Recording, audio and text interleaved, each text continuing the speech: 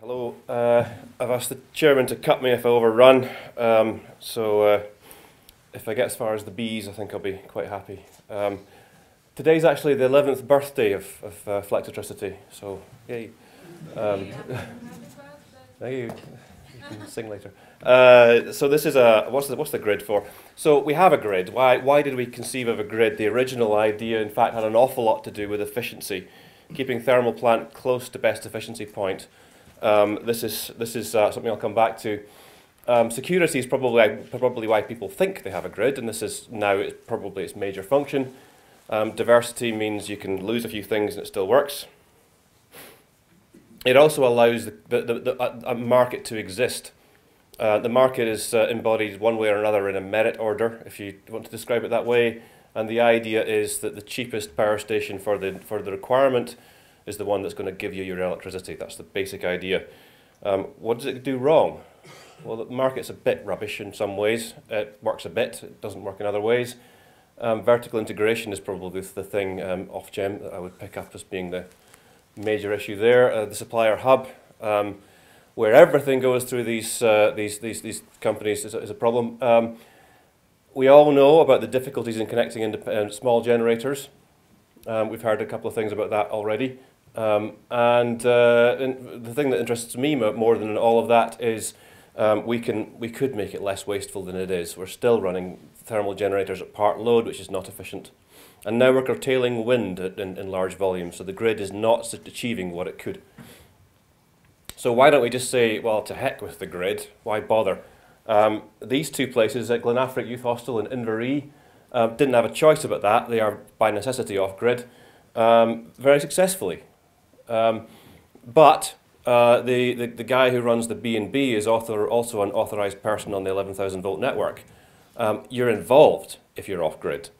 Ask anyone who's ever lived in a narrowboat what it means to be off-grid. You really become an energy geek that way. And so this is not what I think of as smart grid. It's not local energy for local people in that sense. We're not going to take our wires and run away. These guys do it because they have to. There are merits in staying in. And so the smart grid is about being on the grid, to me. This is the part of it that I deal in. The commercial smart grid looks pretty normal in terms of connection, in terms of the security and the hassle. It's all still there, but it's about earning a bit more on top. Just to split that more clearly, we have smart connections as an area of smart grid, and that is about getting the voltage right. It's about the protection. It's about technology, really. The commercial smart grid is about finding that you've got some flexibility in how you generate or how you consume and selling that through the grid to somebody who needs it at the time. It exists in various different forms. Locally, it's an example from London, in fact. This is a bus substation, pretty much. It runs, it's important, it's central London, but in the summer, it's out of firm capacity. If it loses one feeder, the substation could be overloaded. And that happens if it's hot. It's made worse because the local district heating company turns the CHPs off for maintenance during the summer. What better time to do it? What a worse time to do it? Because why not have a constraint on for particular periods when the system really needs that electricity? It's not just about heat. So that place has a heat store. It has a massive heat store. I've been inside it. It's huge. So this is one aspect of the commercial smart grid. That's a service. The other end, which is probably the biggest, is national energy balancing. Why does this matter? It costs fuel to start power stations. It costs fuel to turn them down. What these numbers tell you is that if you run a gas-fired power station at half load, it will emit 20% more per unit of electricity than if you run it at full load. Ish. As an example of why this matters, take a very simple market in which we have 4 power stations and we've got enough load to justify running 3 of them. So let's run 3 of them at 100%, and we can work out the carbon emissions of doing that. But the system is not secure. If consumption goes up by 1 megawatt, then the system falls over. So what do? We run all of the power stations at 3/4. The result of that is the system is secure, but the carbon emissions have gone up. That is the carbon cost of system balancing. So what we do is we take industrial and commercial electricity users and small generators, and we aggregate them into a virtual power station or a smart grid imposed on top of the main grid. And here's an example of us in one of our early calls. This is a one winter day of electricity consumption from midnight to midnight, layered up in terms of fuel source. There wasn't much wind in those days, there's lots more now, but the nukes were having a really bad winter. So a nuclear power station fell over just before evening peak. What National Grid did about that, among other things, was send an electronic signal to us. We turned up some CHP generation that was running. We turned it up towards max. We turned on some standby generation, and we turned down some industrial load. In that case, we were quite small. It was one cold store near Birmingham. That happened fairly quickly, and Grid held us in that position for just over an hour, and we turned off. We did a lot of these that winter. More dramatic, more headlines around when Tilbury caught fire, just in the middle of the morning pickup. A particularly difficult time for Grid anyway. Grid called nearly every unit. We had a lot more in those by that time. This is a more headline-grabbing aspect of the smart grid. Actually, routinely we see CHPs being used out of their normal operating hours to deliver reserve. That happens on most days. Flexible load, a bit less than the CHPs. Small standby generators, actually quite rarely. But the power is in their availability, the fact that they're there. Sometimes you can't wait for Grid to send a signal, and you detect a problem through the national mains frequency. That's the benefit of a grid. So when the French link died, or half of it died, we tripped a site within a second, and we stayed off for half an hour. And this is the sort of thing you can do if you find the right sort of site. Funnily enough, exactly 1 year after that, exactly the same thing happened. I don't know why. There we are. Now those fall into the category of headroom, somewhere for National Grid to go when things go wrong. But as we've grown the variable renewable sources, we have to think about footroom, which is the opposite. Footroom is basically this guy in Wokingham in National Grid control worrying about how to balance with all that wind on the system. Now, why is that a problem? It's a problem because we now have about 10 gigawatts of wind-ish operational. We've got about 10 gigs of nuclear operational still, give or take. Summer minimum demand, 19 gigawatts. That's not flexible, that's not dispatchable, you can't balance that system. So, and you still have to have, in order to balance it, flexible plant. You still have to have something dispatchable on the system. The result of that has been significant volumes of wind curtailment, which is very expensive and generates bad headlines and doesn't really help consumers. So all of these wind farms have been curtailed. In the main, it's in Scotland on the onshores, and there's some around the English and connected offshore wind farms, which have also been curtailed, either to deal with transmission constraints, especially across the border, significant constraint there, another significant constraint across the northwest, or it's to do with the fact that you've got to have the margin left on the system in order to balance the supply and demand, and that's a national energy related issue. The whole of GB in that, by saying national, it's one of these fuzzy things.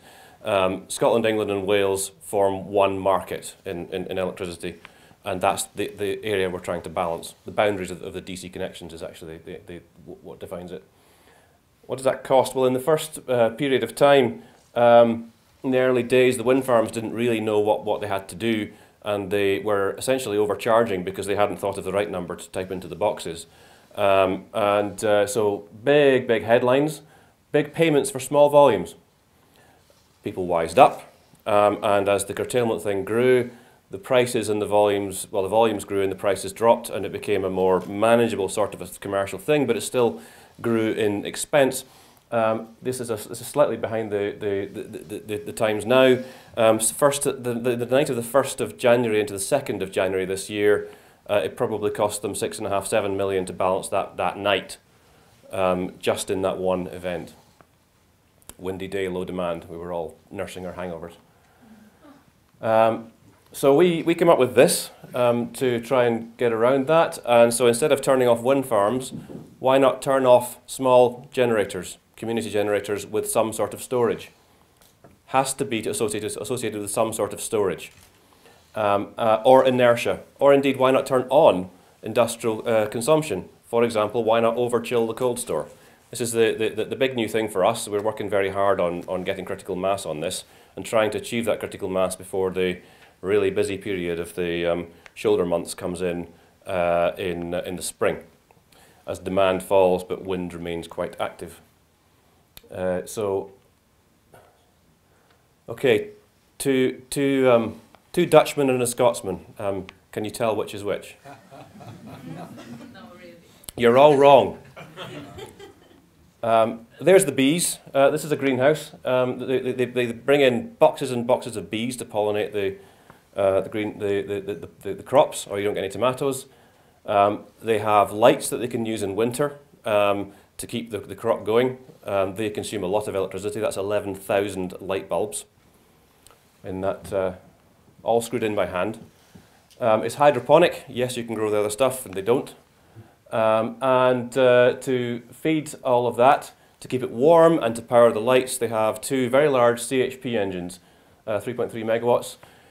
And these things kick out a lot of heat, which is useful for heating the greenhouse, but you don't need that all the time. So they keep it in a giant store. This is a thermal store. This one is quite squat, presumably for planning reasons. Taller ones exist, quite a few around the country. And this means that the CHPs can be flexible. We've been using these guys in flexible modes in the smart grid basically since they were built, alongside their day job. So in bringing sites like that, or any sites into a footroom play where we're dealing with trying not to turn off wind farms, it's very important to avoid waste. This is a principle. So if a site is going to throw away its rocks or its fits, there's no point. If a site is going to overchill produce and then lose that coolth through poor insulation, there's no point. Load banks, no point. So we look for making sure that the sites can deliver what they need to deliver in their core business.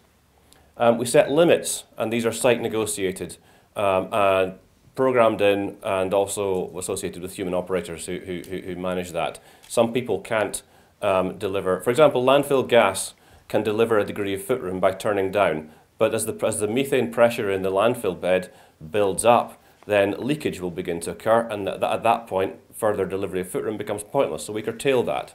It's an optional service, so we can do that sort of thing. Anaerobic digestion, again, it's a question of storage, it's a question of inertia. Yeah, we're on the control room. The key commercial points there is that anybody can withdraw who needs to at any stage, and we can do that automatically or manually. There is a cost to a site in delivering this. The key point is to make sure that when we're offering this service to National Grid, we are offering it at a price below what the wind farms will charge to shut down. It's entirely commercial. It creates a green benefit, but we do it purely through the medium of cash, which obviously means that when a site is going to incur greater costs for delivering footroom, then we don't do it. So exactly the mirror image of what we've been doing for 6 years on headroom, the same applies. So I hope I've given you an idea of the huge range of commercial smart grid activities that are going on just now. This slide features things that are not purely commercial in that sense. They're around connections. There's a zoo, a veritable zoo of these things. For the purposes of what we're here to talk about, the things that matter to me that are still there to be developed, that can strain on around smart grids, around local grids, and especially more resource in Scotland to help balance the wind farms that are coming forward. And as it's my birthday, I'll finish with the vital statistics. Leave it there.